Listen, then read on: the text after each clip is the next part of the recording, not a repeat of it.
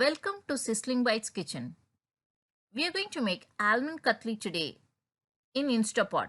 For that we need 1 cup of almond flour, half a cup of sugar, 4 tablespoons of water, few tablespoons of ghee and a few strands of saffron.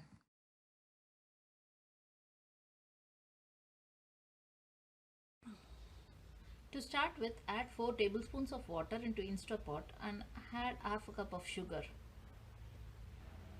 Add a tablespoon of ghee to it and few saffron strands to it and mix well.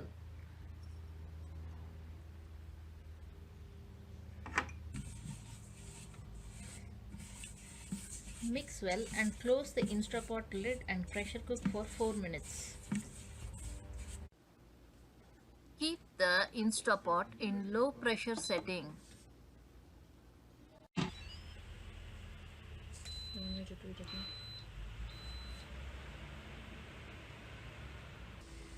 Now quick release the pressure.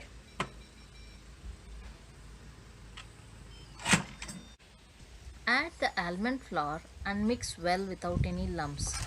Click the saute mode and keep stirring for 1 or 2 minutes till it leaves the sides, and then click the cancel button in the Instapot.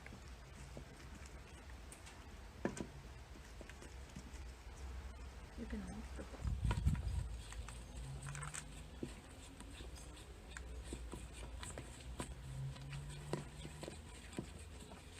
When the almond mixture leaves the side, transfer it to a parchment paper and let it cool down.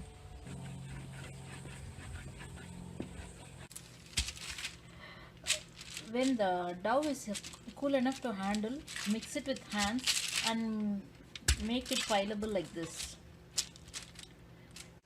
Roll the katli into thin sheet and cut it into diamond shapes.